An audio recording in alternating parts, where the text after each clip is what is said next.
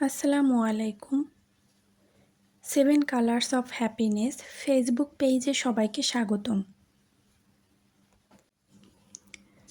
এখন যেহেতু আম কাঁঠালের সিজন, তাই কাঁঠাল বর্তমানে সহজলভ্য ফলের মধ্যে একটি।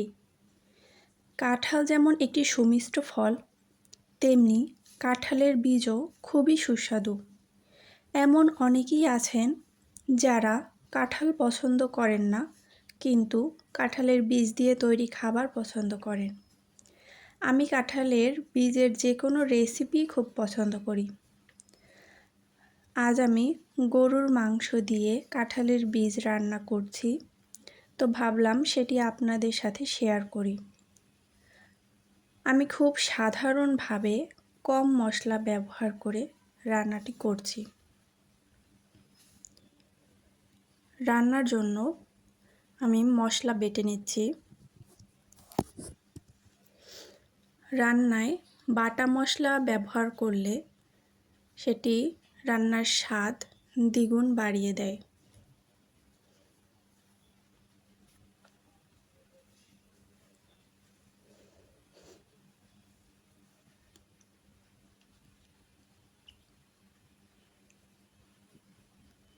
এ পর্যায়ে আমি একটি গরম কড়াইতে তেল দিয়ে পেঁয়াজ দিয়ে দিচ্ছি। পেঁয়াজগুলো নেড়েচেড়ে ভেজে নিচ্ছি।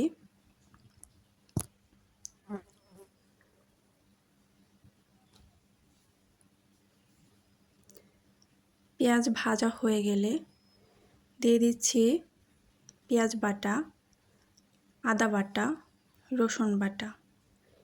মশলাগুলো দিয়ে ভালোভাবে নেড়েচেড়ে দিয়ে দিচ্ছি পানি।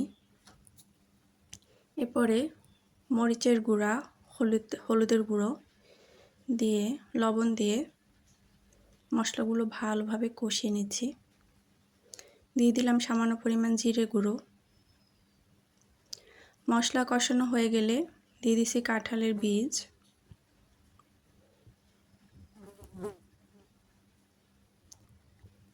কাঁঠালের বীজগুলো দিয়ে ভালোভাবে নেড়েচেড়ে কষিয়ে নিতে হবে।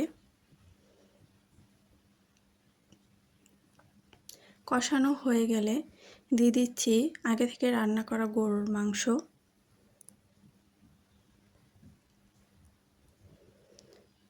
এ পর্যায়ে পানি দিয়ে ঢেকে রেখেছিলাম।